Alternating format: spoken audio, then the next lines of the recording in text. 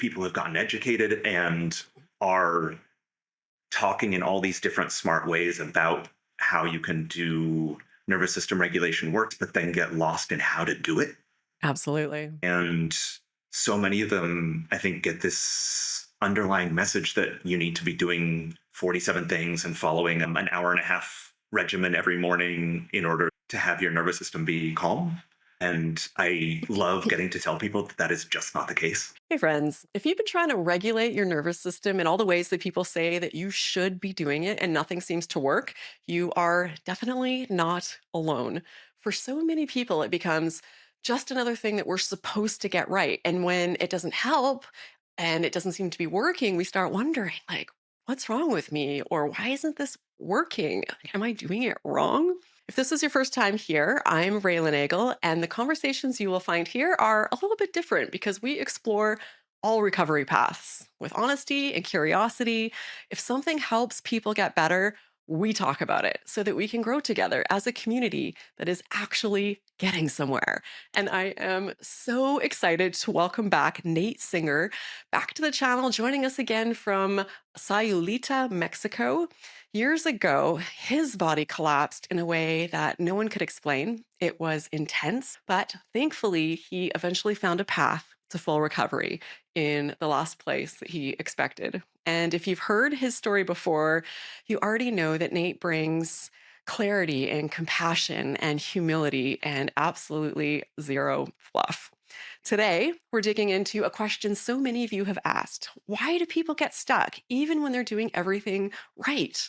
Like, we'll explain other things, such as why trauma and emotions aren't always the root cause of what's going on, and how nervous system regulation can move beyond checklists into something really real and human and truly life changing. So let's dive in. Nate, so great to have you back. I'm so excited for this discussion. Thank you for being here. Oh, thanks. I'm happy to be back. It's good to see you again.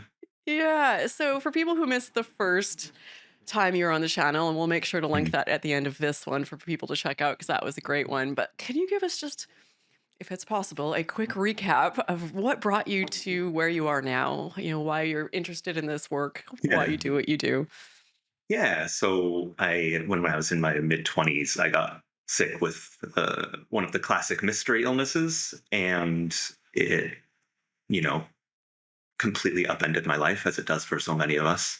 And, after about a year of wandering the wildernesses of trying to figure out what the heck was going on, got pumped full of antibiotics and, turned out had Lyme disease and some co-infections as well. And thought that once they figured that out and I took the antibiotics, that would be the end of that and I would just be fine. And I was not.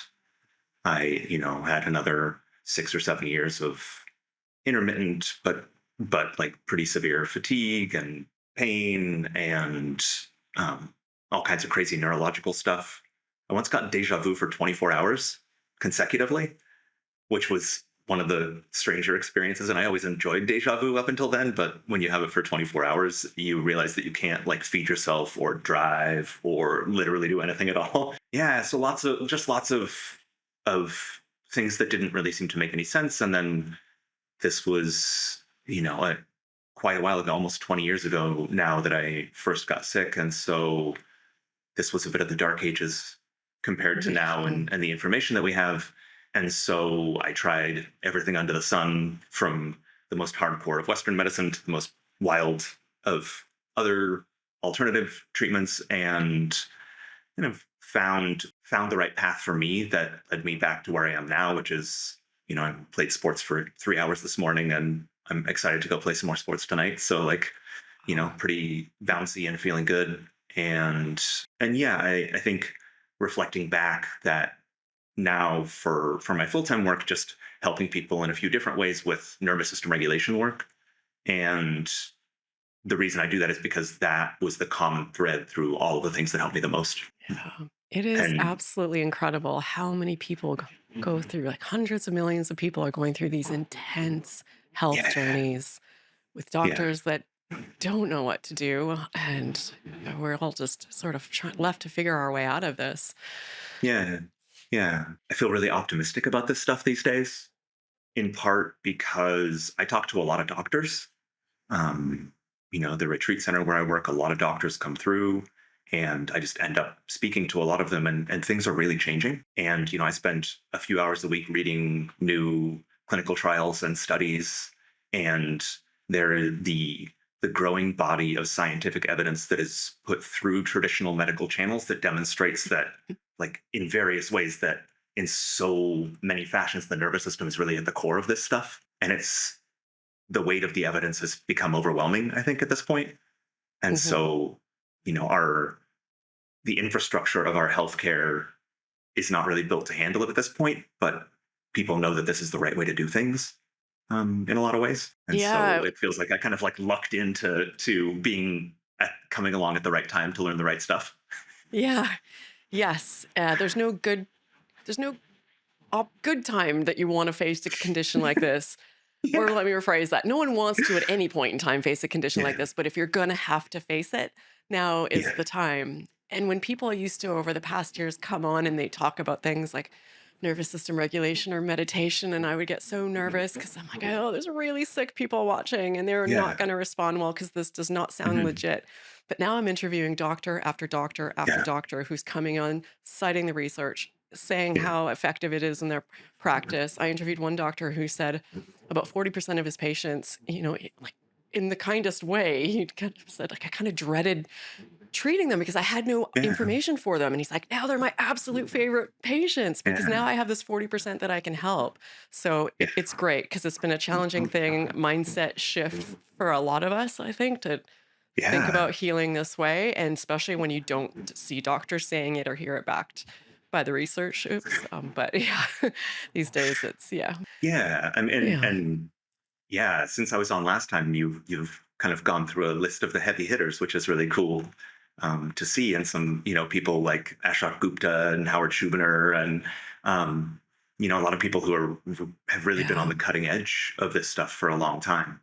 Yeah. And I think one of the reasons why I'm happy to be back talking to you today is I kind of want to speak to the ways in which it can be challenging to Mhm. wade through all the information that's out there about this stuff now. Because I think what happened is it became clear that nervous system regulation is kind of at the heart of a lot of these conditions for people.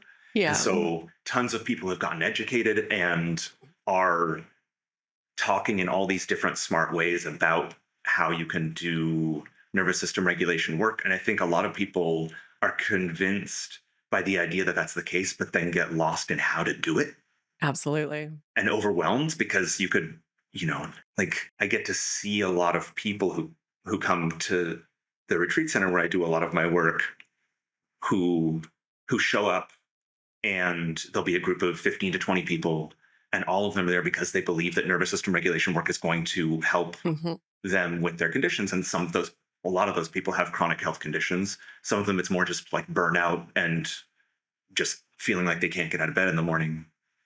And so many of them, I think, get this underlying message that you need to be doing 47 things and following an hour and a half regimen every morning in order to have your nervous system be calm.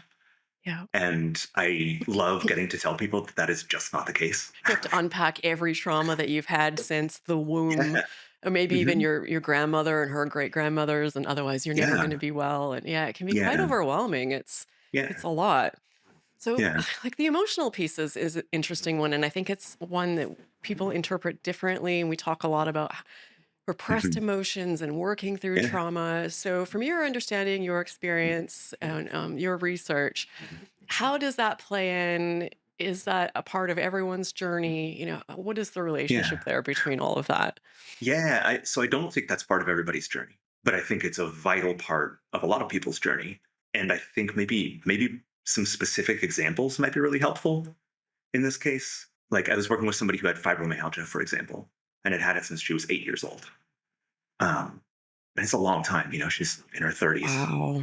And as we were kind of unpacking the history of that, she was talking a lot about what it was like to be a kid. And she had a harsh mom. And any time that she would display, like, I guess what you would call soft emotions, so like sadness, vulnerability, any of those kinds of things, then her mom would just tell her to stop being such a baby and leave the room. And I think it's useful when we're talking about how our nervous systems are reacting to situations to remember that like our nervous system's job is to keep us alive.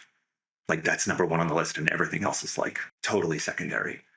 And when you're 5 years old, your nervous system is saying, we need to stay alive, and you can't look after yourself. Right. And so if you do something and the result of you doing that thing, so expressing sadness or vulnerability or whatever it is, results in your caregiver abandoning you, your nervous system basically learns to express this type of emotion equals abandonment equals death, right? And so your nervous system is going to come up with clever ways to get you to not do those things, right? In service of survival. And so what would happen is that anytime any of those emotions would start to rise in her, because that's part of the human experience that's going to happen, right? Then immediately a wave of pain would come rushing in because it's trying to get her to survive. And it's a really reliable way to distract her from that emotion, Mhm. right? And so that's an example of somebody who I think, no matter how much breath work or meditation or all of these practices they do, that's an example of a place where like you're gonna need to dig into some stuff, and there's a variety of ways to do that. But I think it's like for somebody like that, it's just a pretty vital part of the journey. But then you can have people, they would look really similar, right? Like they would be having chronic pain and could go and get a fibromyalgia diagnosis, but they don't have to dig into deep emotional states because the essence, I think, of this stuff is like first be able to access a sense of safety, and that's its own whole kind of discussion of how to do that and what that feels like.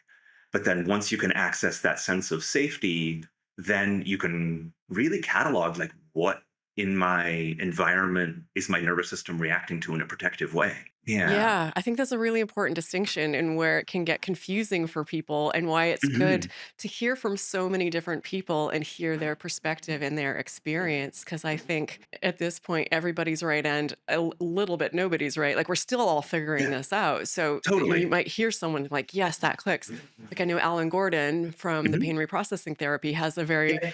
focused way of going about this like like this is a software issue, it's a mistake Mhm. pain Yeah. communication, and then there's like the Dr. Howard Schupners out there and Yeah. Nicole Sachs who are a lot more, and Dr. Sarno about like look at Mhm. your emotions, you need to Yeah. unpack those repressed emotions and anger and shame and all of that. So I Yeah. think it's important to recognize that it's not one thing for everybody. Yeah, So it's if not it one thing for everybody. Yeah, yeah. exactly. And there's this thing that happens sometimes that I see, another specific example of somebody who, when I first met them, said, I believe her exact words were, I feel like a shell of a human being. And another person who was in their 30s. And in kind of hearing our history, she had basically never felt safe her entire life. She grew up in a country that was pretty war torn and just, lots of traumatized people around and just not really getting much care. Have you ever watched the show Naked and Afraid? I have not. I know of Okay.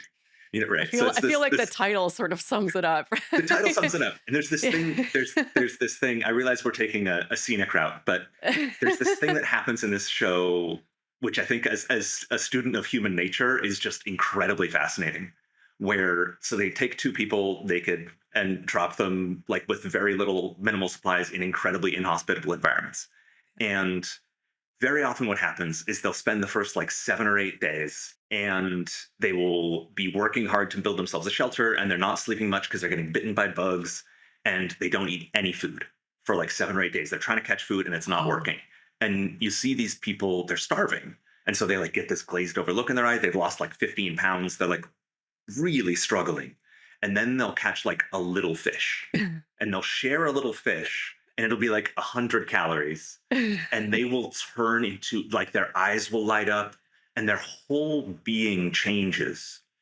And this woman who I mentioned, who like had never had any kind of nervous system regulation from anybody in her life, after 5 days of being in a supportive community and doing nervous system regulation practices, she she lit up and Yeah. and became a different person.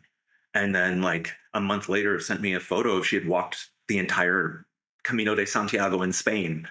And sometimes that happens for people. Like, I think your channel's a great example of that, where you hear some interviews with people and it was a slog. It was like a decade of try after try after try after Mhm. try.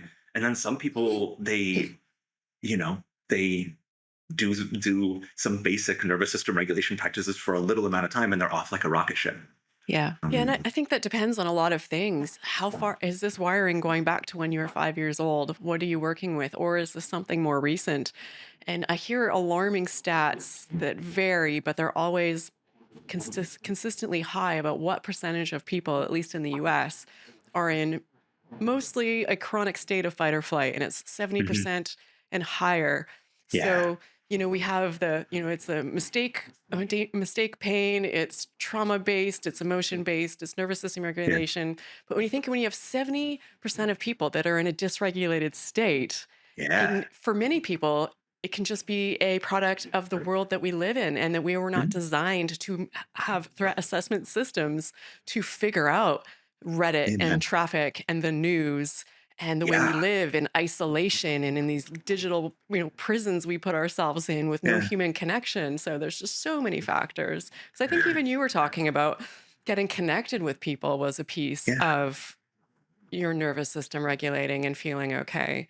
Yeah. A huge piece. Yeah. And I mean, like that's what we're built for. So Yeah. much of polyvagal theories, like the evolutionary biology of our nervous system, is referencing how important social connection is to feeling safe. And there's so many aspects of our physiology that are controlled by like whether our body is telling us to connect with each other or not. And I think one of the things that I end up talking to people a lot about, especially people who have like ME/CFS or things where their body is just not producing energy. They're in that shutdown state of their nervous system. And when you're in that state, your body isn't sending energy to the systems that allow you to make and maintain eye contact with people. And your voice comes out sounding monotone and you can't like every cell in your body is basically saying keep people away because it's not safe to be around people. And so there's this real challenge of like, if I need people to feel safe, but I don't feel safe around people, then what? Yeah. Right. And I think there's so many people who end up stuck in that state. Yeah. And it's one place where the roadmap of how our nervous system works, I think really helps to understand, which is that when we get kind of buried in that shutdown state, what tends to happen is that as we come out of it, and nervous system regulation practices oftentimes brings people out of that state. But what happens is we go from shutdown state into fight or flight. We can't just go straight from shutdown into safety.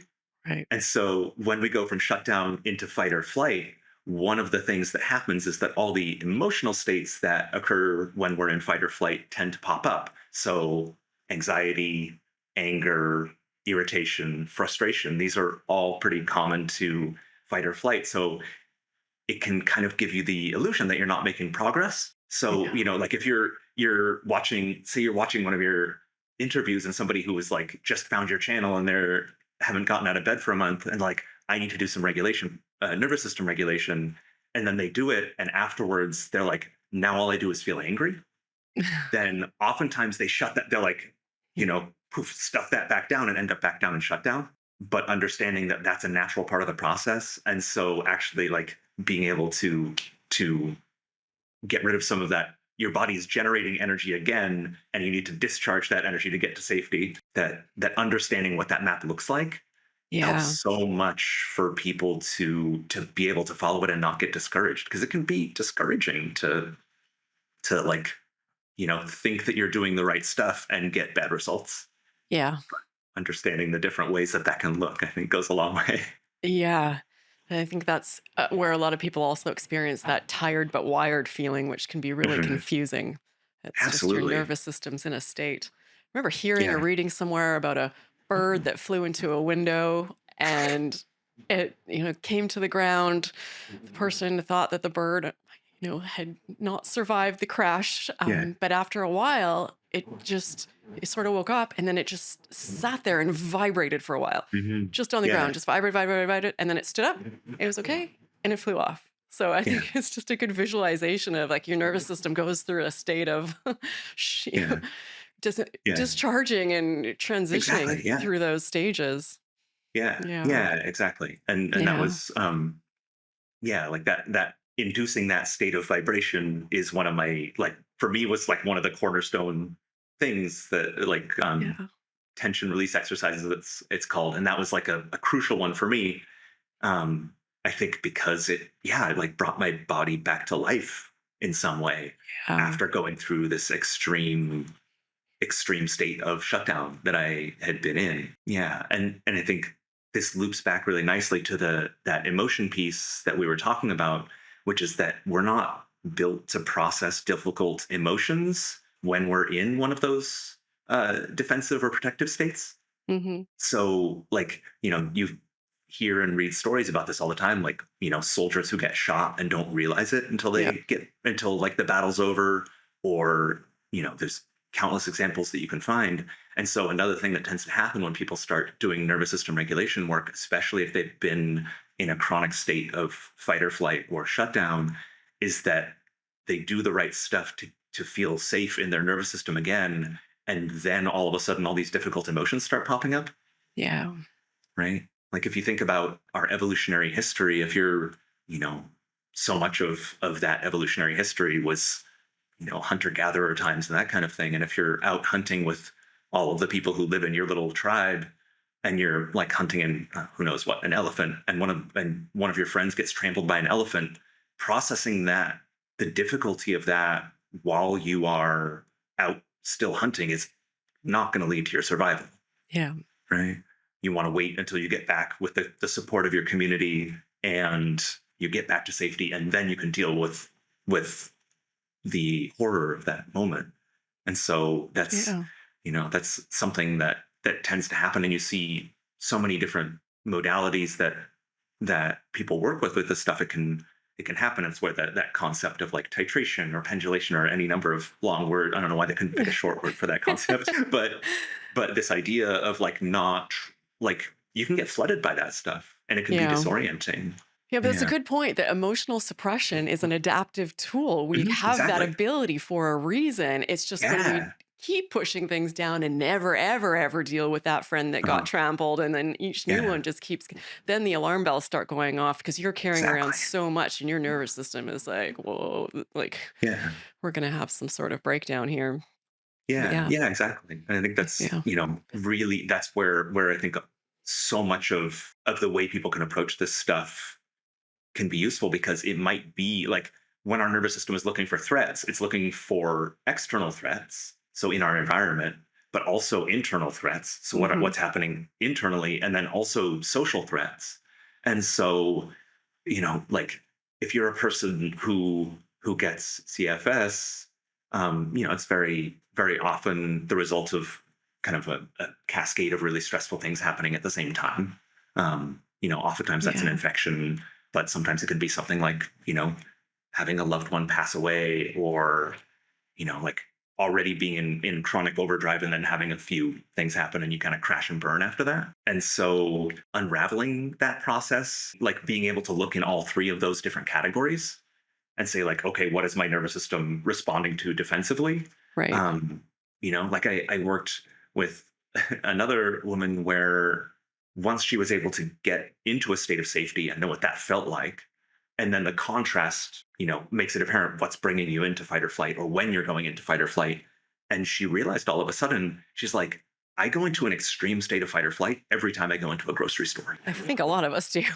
Right. and, Not to and that make could light be of her situation, but it right. can be a great, there's temper tantrums, there's every personality on the planet. People are yelling Yeah. and frustrated and cutting you off and Yeah, this crowd, the lights are awful. The like, yeah. it could be, and it could be any number of those things that your system is Mhm. responding to in a defensive way. But for her, like, so often we can just, we have our experience, but we can't make sense of it. And I think Yeah. that's so often the what it's like to have one of these chronic health problems, is Mhm. to just not understand why your body's doing the things it's doing. And so in an instant like that, I think where understanding your own nervous system can be really useful is that she could sit in her car, and if she's having a relatively low stress day, just like sit and do, parasympathetic breathing exercises for 3 minutes before going into the grocery store Yeah. and getting this little buffer zone that makes it not so stressful. Yeah.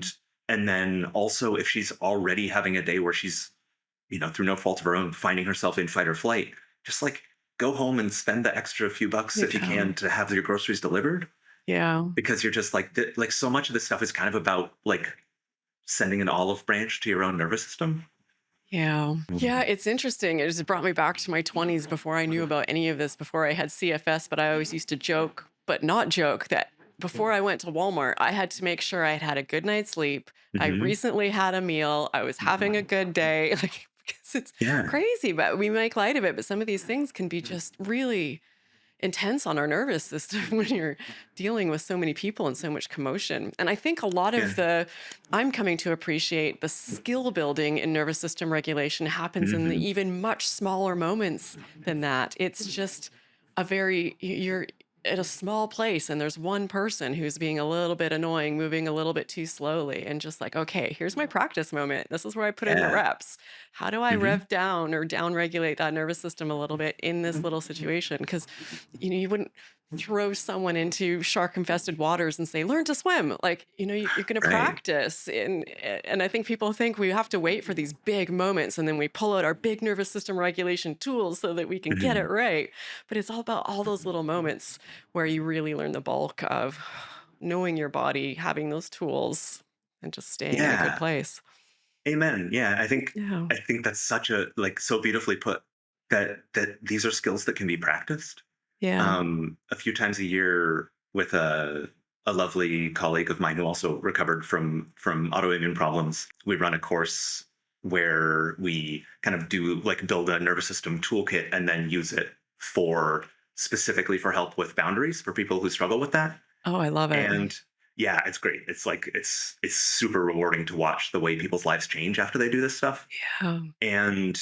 And what we do there is we have people like get familiar with the tools, find the tools that work for them, because that's such a big part of this. And then once they have the tools that work for them, then we have them create experiments. That's like, is saying no to a stranger who is really wanting something from you causing your nervous system to freak out? And if it is, then we're like, okay, we want something that's going to be like predictable, that you can go into and do practices beforehand to like get yourself ready for it. You know when it's going to happen and where it's going to happen, and it's like a 3 or 4 out of 10 on the intensity scale, so that if it goes sideways, no harm, no foul.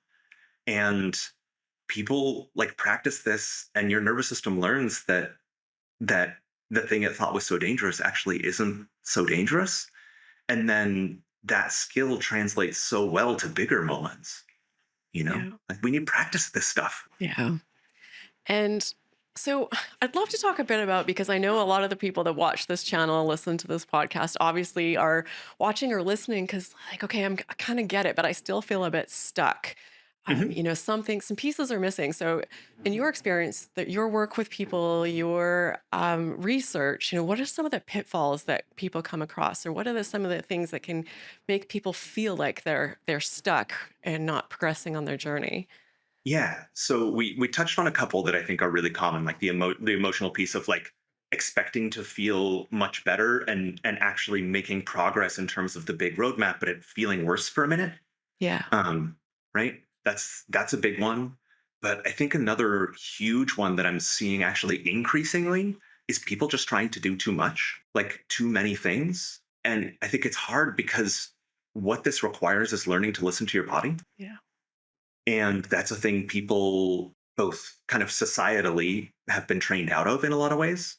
And we get rewarded oftentimes for not listening to our bodies, like pushing through and achieving and those kinds of things. Or also like just from the way that a lot of people grew up, they got trained to not listen to their own intuition, you know? Um, and so we kind of have to learn how to do that again, and to like try to find the right tool for us. Because I think what happens, like so many practitioners who are in this world who are doing really good, useful practices are bringing the thing that helped them the most to the table. Right. And and that's awesome. And I think that's really important. But also recognizing that like you might be sitting in front of somebody who sounds like they had all the same problems as you, and the thing that helped them to get better is not going to help you to get better. Yeah. And so really dialing in on things that don't feel like work and things that you can just do consistently, that consistency of practice helps way more than like having a wide variety of things that you're doing. Yeah.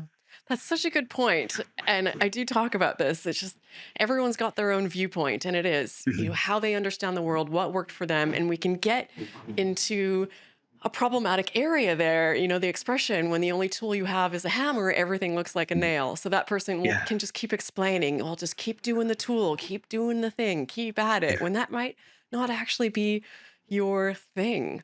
So that's why it's Yeah. great that we can present such a variety of, even if we're all talking about similar things, just to see those nuances so people Yeah. see what fits for them. Yeah, and I think you do such a beautiful job of talking to a variety of people who I think there's some core things that are common amongst pretty much everybody, Hmm. but also there's a lot of differences. Yeah. There's some people who are like emotions vital, right? Like you said, and some people who are like, that's not that Yeah. actually that important. And they can both be right. It's just that they're right for different people. Yeah. And that's one of the challenges of talking like this to a bunch of people who are not sitting in front of you. I think back to my previous life where I was coaching people to play poker a lot. And once I got good enough at what I would say to them is they would like ask me about a particular poker hand and what they should do. And the very first thing I would always say is it depends. And you tend to find that with people who become experts at just about anything is if you ask them a question without all of the context, Yeah. then the first thing they say is it depends, Yeah. and then they ask you for more context. Yeah. Yeah, it's one of the things I find a little bit challenging is we do these Yeah. live Q&As here on the channel, and but you get a written text question up there, and quite often I'm like, oh, Uh, there's so much more context needed here. And give you yeah. some options of what it could be, but for you Right. specifically, take this all with a grain of salt because there's a lot we don't know here. Yeah. Totally, totally, totally. I think so many people actually find one or two good tools that work for them. And oftentimes, what we see when people are succeeding at nervous system regulation is that they Yeah. have this like slow incremental progress. And part of the problem is that our brains naturally want to go to a quick fix, especially when we know that Mm. some people get a quick fix. And so people can find the right tool for them that if they just kept doing it consistently would actually lead to significant recovery, but they keep bouncing to other stuff because Yeah. they're looking for the thing that is like the magic bullet. Yeah. Oh my goodness. Yes. I did that myself. I see it Oh in other yeah. people all of the time. And there's a fear in it because I'm like, what if the thing that person just said is so important and everything that everyone talks about, their thing is the thing that you can't Yeah. not do. So they're Yeah. like, I remember I had a list, this long checklist of Mhm. things that I needed to do every single day. And even I remember when I went to an energy healer and he gave me some stretches to do. And he's like, people tell me they don't have time. And if you don't have time, then you don't care about your health. And I'm Mhm. thinking, yeah, but I'm just tagging on like number 97 to the Yeah. day. Of course, I have time for some little bit of stretching, but I'm also back then it was like dry skin brushing and enemas Oh, and that's right. Yeah. wheatgrass juicing. Yeah. And I don't even know, just a whole bunch of detoxy stuff. And yeah. Yeah. And Yeah. I mean, I now think, it's a new buffet of like somatic tracking and yeah. meditation and breath work and, all of those things that people are like, I need to get them all in every day. Yeah, yeah, we're kind of putting the finishing touches on it, but me and two of my colleagues that I've worked with a lot in our kind of one-on-one work with clients have built a platform for our one-on-one work with people where there's like a user interface and they will just get like one practice dropped into it with a video and an explanation of Okay. why you would do that, and then like a how well did this work for you afterwards, to like specifically speak to that level of overwhelm of like, Yeah. we want to make this feel simple and manageable, and because there's so much good data analysis tools these days. We can do fun stuff with data to find out Right. which practices work how well for which people, and see if there's any really good information to be gained there Yeah.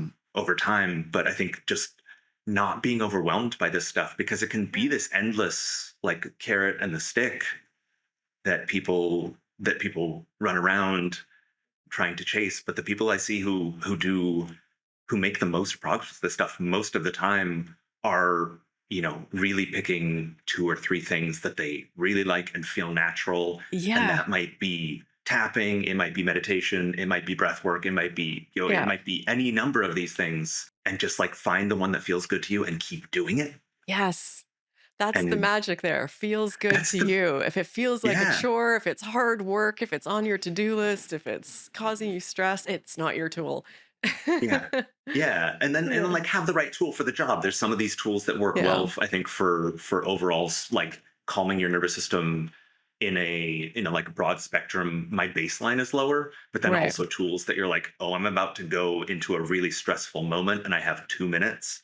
What do Yeah. I do in those 2 minutes that helps me to calm down quickly? So Yeah. like knowing that your toolbox has the right tool for the job in it, Yeah. there's some existential comfort that can come from that, I think. Yeah, absolutely. I think the great thing is that there are a lot of tools out there and there is no perfect tool for everyone. So don't worry, you're not going to miss out on your perfect or the Yeah. perfect tool. It's just plucking a couple that work well for you and having some things available. But then also, we're looking at nervous system regulation. Like I posted a meme on social media yesterday, and it's this like monkey looking all stressed out, like, I must fix everything. And then Yeah. recovery. Have you tried Mhm. smiling at a flower? Like Yeah. it's just like, Yeah.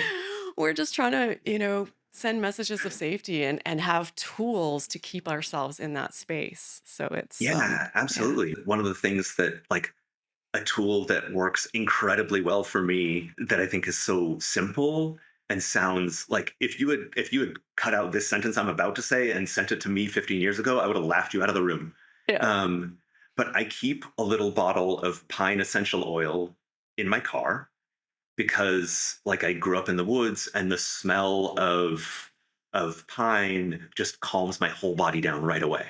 Yeah. And so, like, I was driving in Mexico City, I guess about a year ago now, and it's an absolutely awful place to drive. People are doing crazy stuff all the time. And at every stoplight, what you would have seen was me dabbing pine oil into my palms and smelling it because it helps my body to calm down. And so, Yeah. like, that's not the kind of thing that is like that tech bros tell each other that they're doing to impress each other. Yeah. Like, but it is Ugh. something that like nervous system regulation, like it doesn't have to be fancy. It is doing a thing that gets your nervous system to calm down when it will be better for your nervous system to be calm. That's Yeah. it. That can be so many different things, you know? Yeah. You're actually the second person I've interviewed to talk about pine essential oil, and the first woman Really. was so convincing that I bought some, and then I got it, and I was like, I'm like, "Eh," like, Yeah, exactly. because it doesn't have the same connection for me, so it's No. not. It's so again, yeah, we Yeah. gotta Like trust our our gut nervous and systems, yeah, yeah. find our own Our nervous things. systems have logged everything that has ever happened to us. Like Yeah, they're like what you think is safe is going to be very different than what I think is safe, and what you think is dangerous is going to be very different than what I think is dangerous. And yeah, just like recognizing that people telling you what you should and shouldn't do most of the time don't know what they're talking about because they're yeah, not you. yeah. You know. Yeah. Oh, it's such a challenging thing. I can just see the people listening and watching right now, their heads are exploding. So, like, so there's no perfect tool. Nobody knows what's good for me. I need to start smelling pine oil or maybe not pine oil. I should Yeah. prioritize my recovery, but don't really work at it. And it's just, Mhm. Yeah, yeah. which is hard because like the message that I'm trying to get across is this is actually less complicated Yeah. than a lot of people make it out to be.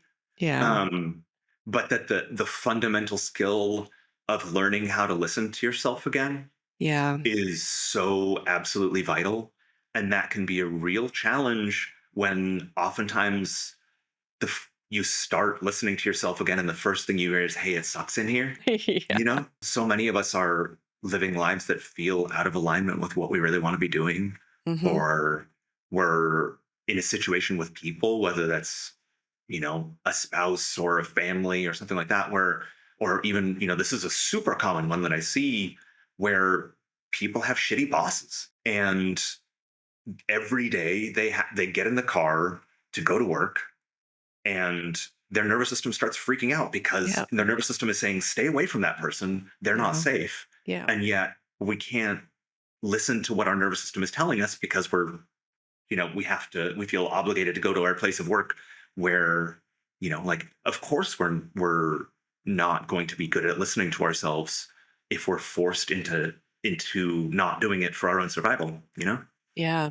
And there's external alignment and there's internal alignment. And I've Mm, definitely experienced both. And externally not being aligned to me just feels a lot like putting a mask on for most of your life yeah. and pretending that you're Hmm. someone that you're not, or that you're okay when you're not okay.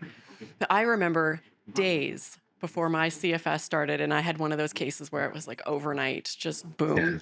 And this was my internal, excuse me, not being aligned. I remember looking at myself in the mirror. I was in my late 20s and I just looked at myself and I said, like, I don't like myself. And it wasn't a Wow. self-esteem thing. I just didn't like how I was living. I didn't think I Wow. had, deep friendships. I didn't like how I was treating people. I felt superficial in my life. I Mm, felt like I was not going through life with meaning. And it was just a crazy moment to be like, wow. I don't like you. Wow. And then within days, shocker, my nervous system Ooh. shut down. Yeah. Yeah. But the great thing is that it's an incredible teacher, and it teaches you how to like yourself and how to see all parts of yourself and be okay with all those parts, and how to Yeah. get some focus on who you want to be in the world. And it takes time, but yeah, it's a powerful teacher if you let it be. Yeah. Amen. Yeah. And, such a daily joy for me, it is getting to hear people say sentences like what you just said, because I think there's so many people who are in that same situation in one way or another. Yeah. And that can feel hopeless and grueling and awful. Hmm. And so recognizing that, like, there's a way out of that, and getting to see so many people on the other side of it, and the amount of good they can do in the world, is just like, on a daily basis, I just like, it's inspiring. Yeah. It really is, especially when it feels like the world has in a lot of ways been kind of stripped of its kindness and empathy and all those things. Yeah. No, it's that thing again that if we went back in time and told us ourselves this at our worst moment, we'd punch us in the face. But it's most Yeah. people wouldn't take it back, wouldn't wish it on their worst enemy, but wouldn't take it Yeah. back because now, here I am and I get to live my life with, joy and knowing that what I want to do and who I am matters, and that I get to have boundaries, and Yeah. just, yeah, just have confidence and be okay in your own skin and be able to connect better with other people and just have Mhm. focus on what you really want to do with your life and know that it's okay. And in that long Yeah. list, I threw out boundaries, and I was just thinking you mentioned boundaries before, and it's something Yeah. that comes up a lot. And someone brought it up in my Facebook group, and a big discussion came out. So Mhm. Yeah. anything you can share, like, what do you teach about boundaries? Why are these important? How do people have boundaries? How do you even start this conversation with people who are Yeah. struggling with it, which is most of us? Yeah, I was awful at it, like Yeah. real bad. And I think a good place to start is to recognize that most people who do struggle with it have struggled with it their whole life. Yeah. And they're also largely people who are used to being good at stuff, right? Yeah. And so there's this moment, I think, where a lot of people start doing boundaries, and they can oftentimes like mess it up a little bit, um, and then beat themselves up and then stop doing it, because they're used to being really good at stuff. And so like, there is a little bit of a hiccup oftentimes at the start, but also recognizing that it's like a pretty vital part of recovery a lot of the time. Like, Gabor Mate wrote literally an entire book about this one thing, and as it relates to illness, Yeah. um, when the body says no, which, yeah, it's really a really enlightening book in a lot of ways. And so recognizing that there's always ways to start small with boundaries, and recognizing that, like, they're fundamentally a nervous system issue, which is that your nervous system is saying you can't say the thing that is inside of you because it's too dangerous. And so, how nervous system work can help is you can ground yourself in a sense of safety and know what that feels like and know how to get there and bring yourself there before you have a conversation with somebody that's going to be difficult. Yeah. Because so often, what happens when we are having difficult conversations with people, I think, is that they aren't reacting so much to the words that you say, but how you feel about the words that you say. And does that make sense? Elaborate Okay. if you could. Yeah. Um, right. So if somebody asks you, for a favor, and you feel really uncomfortable about saying no to that favor, Hmm.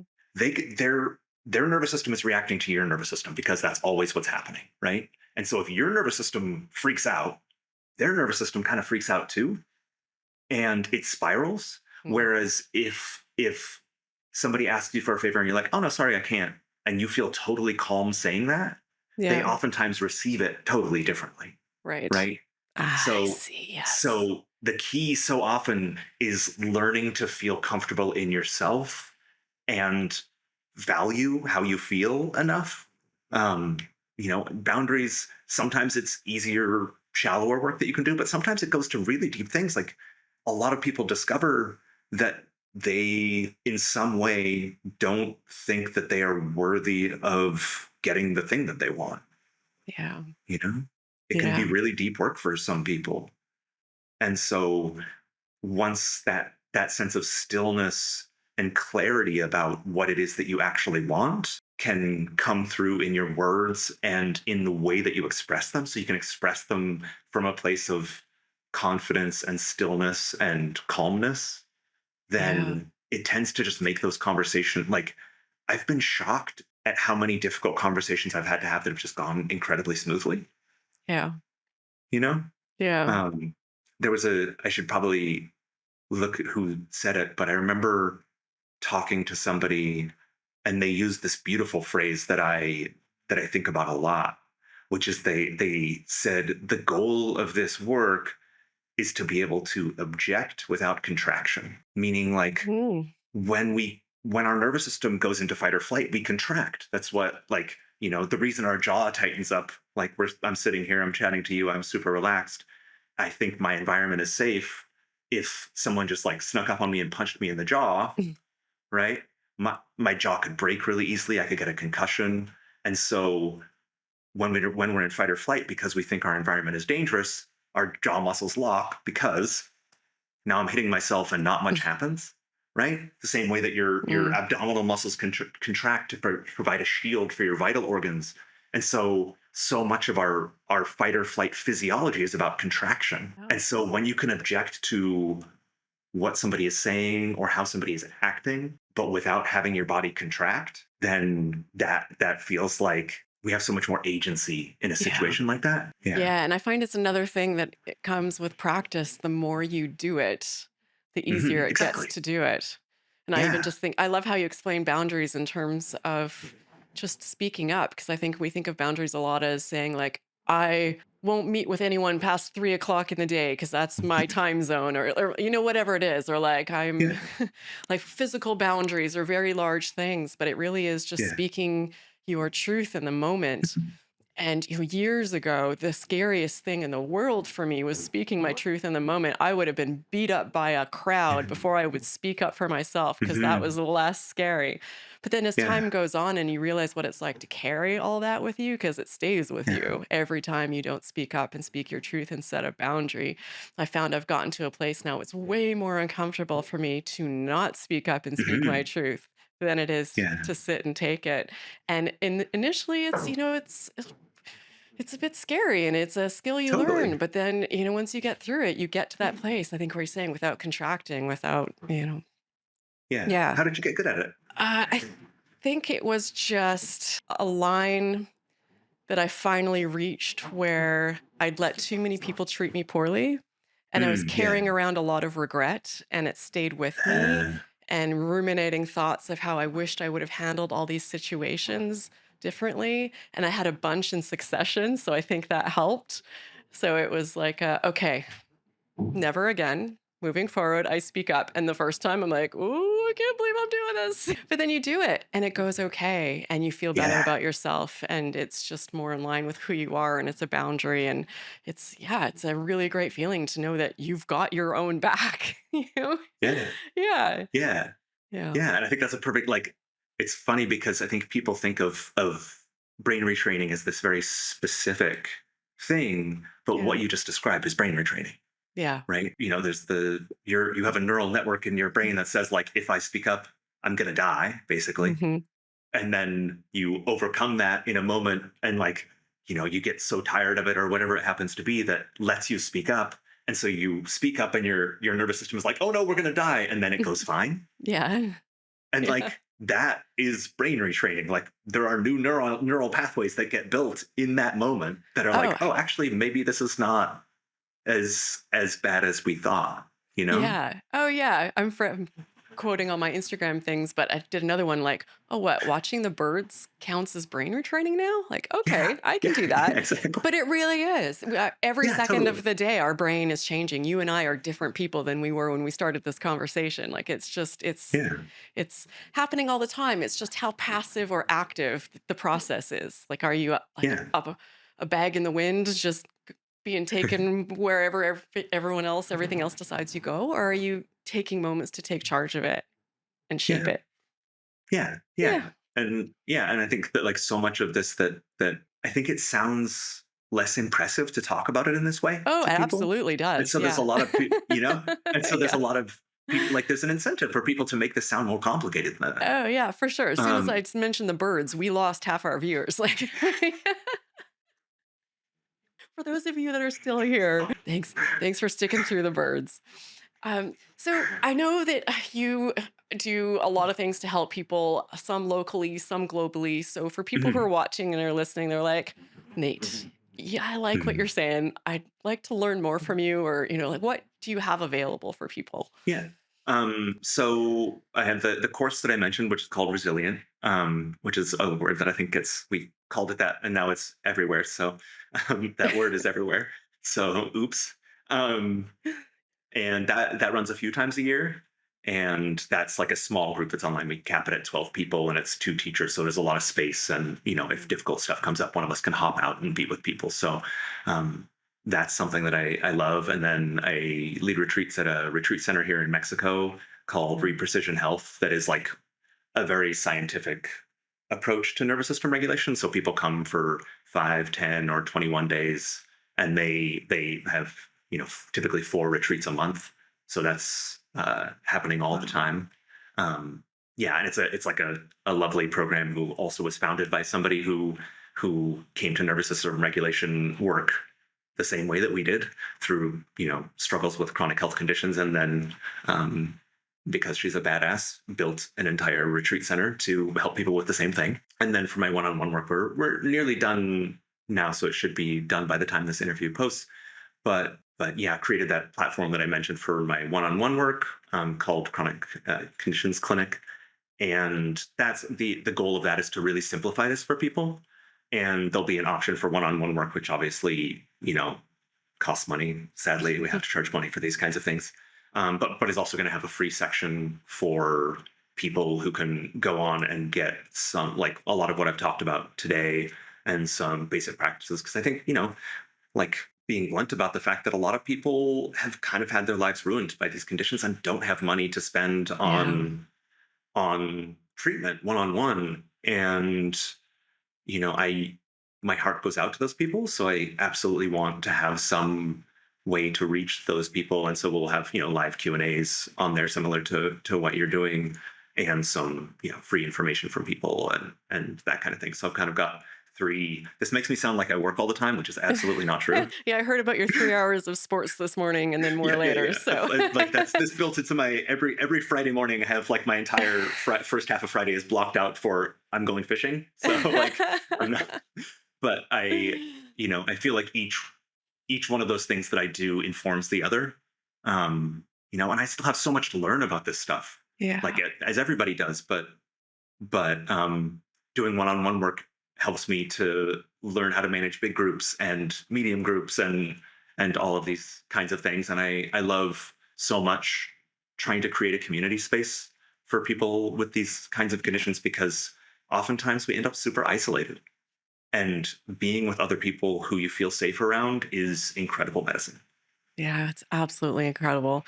I will make sure all of this, of course, is linked in the video description so people watching, listening, take a moment to check it out. I'm also going to link up here, Nate, your first interview. It was pure gold. It is Well, thanks. such a great interview, and he shares so many insights and things that we didn't talk about in this one. So if you haven't seen that one, it is definitely a must watch. Nate, so great having you here. Hope to have you back. Thank you for all that you do. This has been so helpful and informative, and just wonderful as usual. Oh, thanks. I would love to come back, and it's so nice to see you. And thanks for all you do. It's you're doing a lot of good in the world, and I appreciate it. Ah, it's purely selfish. It's fun. I love it. I know I love talking about this stuff. I like we Yeah. get to be one of those Oh, annoying yeah. people who wakes up and is like, I get to go to work now. Oh, absolutely. Absolutely. I could learn about this all day long. I could have this Yeah, be a 10-hour interview. yeah. Taking everything I've got to make it stop now. And it's free therapy for me. I learn so much from everybody. All right. Thanks again to you, Nate. Thanks to Okay. everyone who's watching, and hope to see you in this first interview with Nate because it's a gold one too. Bye, All right. everyone. Thanks, Rayleigh. Bye.